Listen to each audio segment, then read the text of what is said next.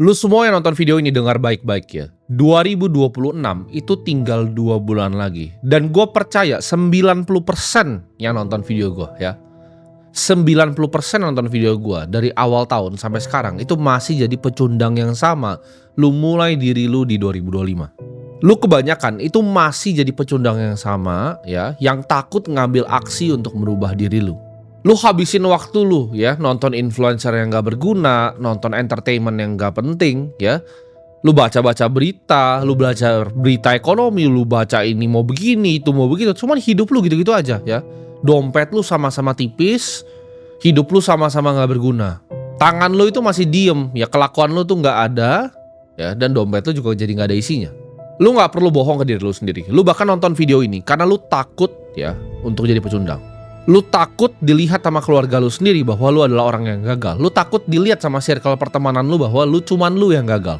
Padahal 2025 kemarin mungkin lu udah ngomong ke semua orang ya. Congor lu tuh udah ngomong ke semua orang, ke keluarga lu, ke teman-teman lu bahwa oke, tahun ini gua akan jadi orang kaya. Tapi nyatanya apa? 2 bulan ini udah mau ganti tahun tapi lu masih jadi pecundang yang sama. Jadi ini gua kasih tahu ya, deadline ini lu belum telat. Karena waktu lu jadi kaya itu cuma sebentar lagi ya. Timeline-nya ini udah maju. Banyak orang yang meremehkan ketika gue bilang perkembangan AI ya. Dari tahun 2022 gue adalah orang pertama di Indonesia yang ngomong tentang AI. 2022 ChatGPT itu masih beta. Gue udah jadi user pertamanya ya. Itu gue udah baca papernya dari GPT-2, dimana mereka nyimpen semua token yang lu ketik ke mereka tuh gue udah pelajarin dari tahun 2002. Banyak orang itu yang ngeremehin perkembangan AI, perkembangan teknologi ya, perkembangan semuanya. Gue adalah user ChatGPT mungkin pertama di Indonesia. Gue adalah beta testernya ChatGPT ya. Ketika itu 2022 ya, sebelum itu masih GPT-2 namanya ya, belum 3,5 yang kalian pakai. GPT-2 itu udah gue baca papernya, dimana semua token yang lu ketik di sana itu disimpan di dalam database mereka. Jadi semua percakapan lu dengan ChatGPT, mau dari GPT-2 sampai GPT-5 yang sekarang, itu disimpan sama mereka. Mereka mungkin banyak yang ngomong di luar ya, bahwa gue itu bikin narasi seolah-olah menakut-nakuti manusia ya.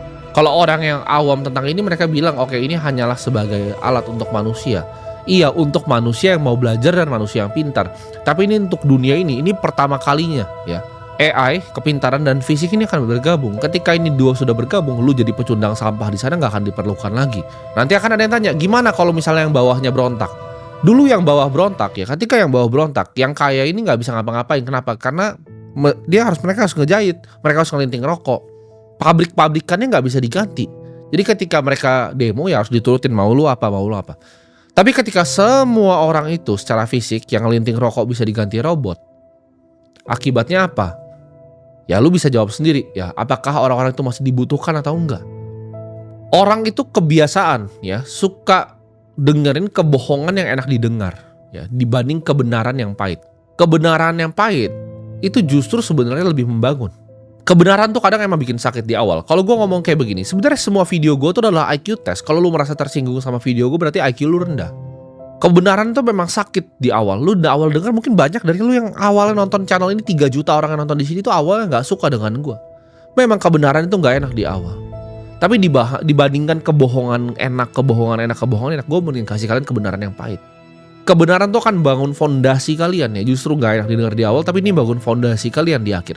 Sedangkan ya, kebohongan yang enak didengar itu justru enaknya di depan dan hancurnya nanti justru di belakang.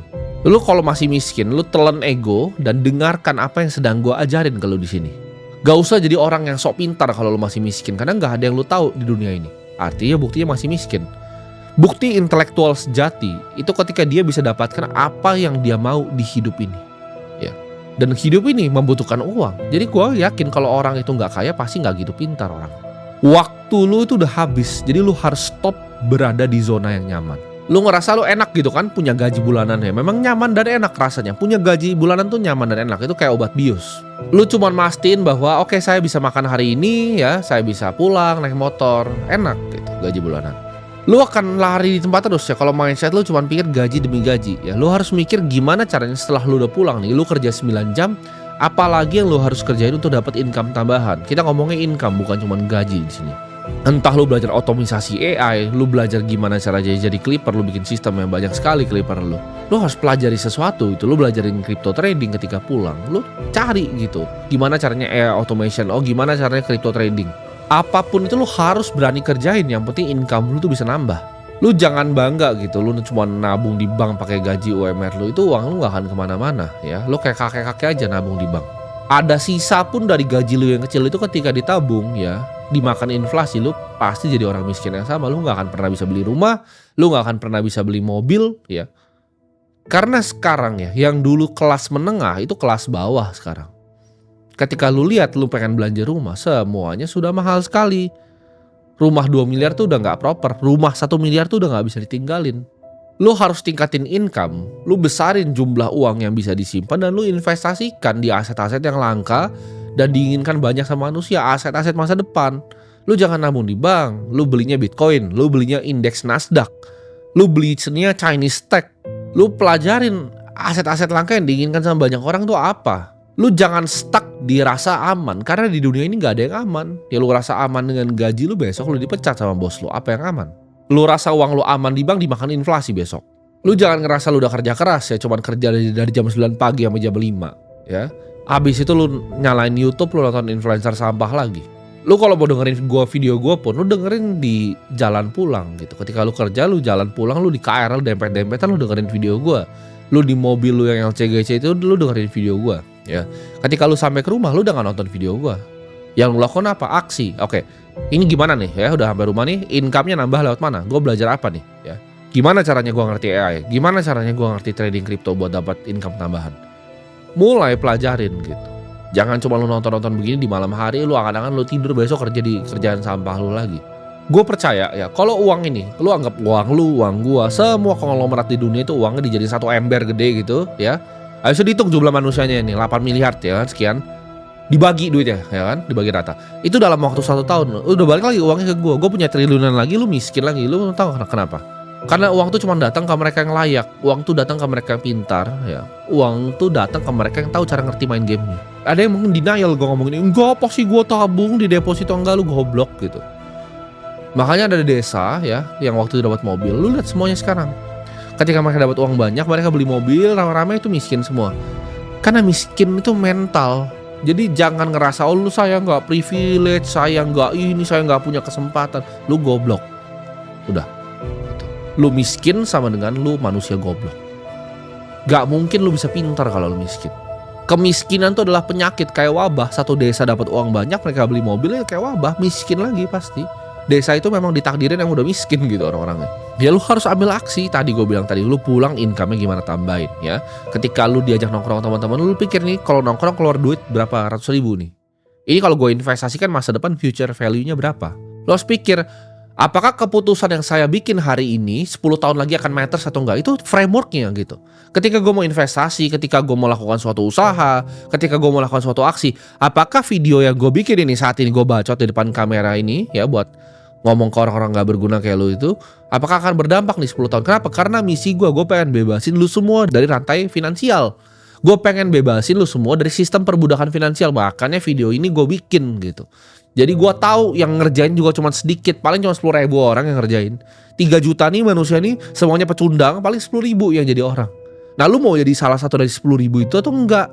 Karena sangat kompetitif sekali loh. Kalau lu harus tahu dunia ini sangat kompetitif. Untuk lu jadi 0,01, lu tau gak what it takes untuk jadi 0,01? Itu kayak lu datang ke stadium ya, isinya 10.000 orang ya, ini berantem sampai mati gitu kan. Lu keluar jadi satu-satunya pemenang. Lu mau jadi orang kaya, lu harus jadi 0,01. Nah mampu gak lu dari 280 juta orang Indonesia itu 0,01? Lu gak usah jadi kayak gue tuh 0,000001 mungkin gitu kan. Gue mungkin 1 gitu. Dari Indonesia 270 juta tuh 1 dari 280 juta gitu. Disuruh satu negara luas ini berantem semua sampai mati, gue satu yang berhasil. Gue nggak minta lu jadi gitu, tapi lu bisa nggak di stadium 10.000 orang lu jadi berhasil? Karena jadi kaya itu adalah kompetisi nomor 1 dunia ini. Kenapa? Karena itu waktu orang yang dibekukan. Uang tuh waktu orang yang dibekukan. Semua orang mau punya uang, semua orang mau punya kebebasan. Karena lu nggak bisa punya kebebasan kalau nggak punya uang. Fundamental dasarnya manusia itu kita nggak mau jadi budak, kita mau jadi orang yang bebas. Tapi kalian udah dikondisiin sama semuanya, sama media ya, sama propaganda untuk jadi budak gitu. Ketika gue bilang sistem sekolah itu scam, kalian bilang enggak, sekolah itu enggak scam. Lu lihat Peter Thiel gitu, yang investasi di Palantir yang bikin investasi di Facebook. Dia bilang apa? Kuliah tuh nggak berguna gitu. Tapi orang-orang yang kuliah di luar negeri, oh enggak Peter, kalian kan goblok gitu. Dunia ini makin kompetitif, apalagi untuk lu laki-laki ya. Lu dilihat kayak sampah sama dunia kalau lu nggak punya duit. Lu gimana caranya istri lu mau nganggep lu sebagai laki-laki? Ini buat suami-suami pecundang di sana kan tugas laki-laki apa? Memproteksi dan provide. Kalau nggak ada yang namanya uang, gimana caranya lu proteksi? Gitu. Kalau nggak ada uang, gimana caranya lu provide untuk anak-anak dan istri lu? Jadi untuk lu orang-orang ya, laki-laki nggak berguna, lu sadar gitu. Jangan lu cuma nyalahin dunia terus gitu. Seolah-olah kayak bos lu yang susah, ini kerjaan yang lu yang susah. Bukan dunia yang susah, dunia itu gampang, lu yang bego gitu. Lu telan egonya gitu. Ketika gua ngomong itu telan egonya. Itu kebenaran yang pahit. Kalau gua mau ngomong nih kebohongan yang indah, gampang gua ngomong ke lu gitu. Oh nggak apa-apa, dunia ini memang susah, yang penting lu bisa makan hari ini. Tapi enggak nyatanya, karena gue tahu lu setahun depan mati kalau lu begitu. Dengan inflasi ya, produktivitas kayak sekarang, jumlah uang yang dicetak kayak sekarang, lu mati. Ini gue ngomong begini karena gue peduli sama lu ya. Gue peduli, gue pengen lihat keluarga lu tuh bahagia. Gue pengen lihat lu bisa bahagiain orang tua lu bisa bahagiain istri lu, bisa bahagiain anak-anak lu. Jadi jangan jadi orang bebal, egonya terlalu tinggi gitu. Karena manusia tuh jatuhnya karena pride, egonya terlalu tinggi. Gue ketika ada orang lebih kaya, nih orang punya 200 triliun ngasih tahu gue, oh tim ini cara bikin sistem begini ya. Oke siap. Gue nggak ada tapi bang, gue nggak ada begini. Orang kebanyakan tapi itu goblok gitu. Hidup itu terlalu singkat, lu jangan main-main. Hidup tuh singkat. Ya. Tapi gimana kalau ambil resiko, takut ngambil resiko untuk kerja tambahan, untuk berinvestasi. Lu sadar, lu udah punyanya 0 ya. Lu tuh nggak punya apa-apa gitu. Lu kalau nggak punya duit berapa 50 miliar 100 miliar, lu nggak punya apa-apa gitu. Lu nothing tulus kok menurut gue. Uang tuh gue percaya sebagai alat. Dan gue pengen lu semua jadi nanti orang-orang yang bisa diberkati juga. Ketika lu punya banyak uang, ikuti jalan gue gitu. Lu bagi ke sesama lu bagi, lu lihat siapa yang susah lu bantu. Karena tugas kita nanti, lu misalnya lu nonton gue, lu jadi orang-orang pintar. Tugasnya orang-orang yang punya otak dan kemampuan intelektual lebih adalah untuk bantu mereka yang di bawah. Jadi lu harus tahu gue begini bukan buat jelek-jelekin lu. Gue begini karena justru gue paling peduli sama lu. Gue lebih peduli sama lu dibanding orang tua lu sendiri. Orang tua lu liat lu jadi pecundang, dia diem aja. Malah dia ngenyek lu ketika lu mau coba sukses. Kalau gue enggak, gue percaya di sini ada at least ada 10.000 bajingan yang bisa jadi orang. Lu harus bisa bebas ya, jadi manusia secara waktu. Karena dengan lu punya kebebasan waktu, lu punya kebebasan berpikir. Dengan lu punya kebebasan berpikir, lu bisa pikir, oh gimana caranya kita bantu umat manusia. Dengan itu kita bisa jadi spesies yang lebih sempurna teman-teman. Lu kalau cuma dapetin uang ya, lu cuma kerja, masuk KRL 9 ke 5, lu pulang, nabung gak bisa, lu kayak tikus gitu. Lo. Tapi apinya tuh ada ya di dalam jiwa lu. Ketika nonton konten seperti ini lu ulang gitu, lu resapi ya. Jangan cuma lu nyinyir, jangan cuma lu ngerasa tersinggung. Karena gue bilang ya, semua perkataan gue adalah tes IQ. Kalau lu merasa tersinggung dengan statement gue, berarti lu orang bodoh. Karena komitmen adalah proses untuk mengeliminasi alternatif. Jadi kalau ketika lu komitmen untuk jadi kaya, lu eliminasi semuanya. Tongkrongan lu eliminasi semuanya. Gua untuk nyampe ke diri gue yang sekarang itu semua gue korbanin. Mau temen, mau pasangan, mau keluarga, semuanya gue korbanin. Kenapa? Karena gue tahu satu hal ya. Gue dilahirin di dunia ini untuk bikin sesuatu. Ketika gue punya uang yang banyak, gue bisa menginspirasi lebih banyak orang. Ketika gue punya uang yang banyak, gue bisa bikin manusia jadi spesies yang lebih baik. Ya, mungkin kedepannya gue pengen bikin civilization gue sendiri gitu. Gue pengen bikin peradaban baru gue sendiri. Gue pengen kumpulin semua komunitasnya sekarang jadi satu. Itu kenapa simbol yang lu lihat ya di semua Instagram gue, di YouTube gue. Itu banyak yang bingung itu simbol apa. Itu simbol matematika teman-teman. Itu simbol matematika, itu namanya for all, untuk semua. Jadi gue pengen bikin peradaban baru yang untuk semua. Gue pengen menciptakan sesuatu yang akan berdiri lama setelah gue mati. Kenapa gue bikin ini Ronald Capital di sini sebagai permanent capital vehicle gue? Karena gue pengen punya sebuah fund. Gue pengen punya sebuah dana abadi yang ketika gue mati ini masih bisa biayain semua mimpi-mimpi gue. Ya. Semua riset-riset yang gue mimpikan, semua yang gue mau bangun itu bisa didanai oleh satu dana abadi ini.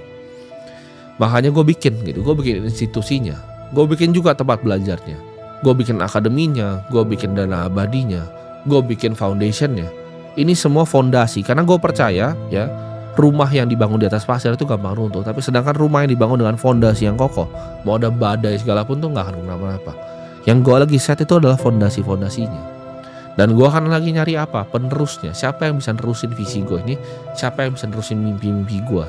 Supaya nanti suatu saat peradaban baru yang gue pengen itu bisa jadi kenyataan. Jadi semua yang gue ciptakan sini gue punya agenda.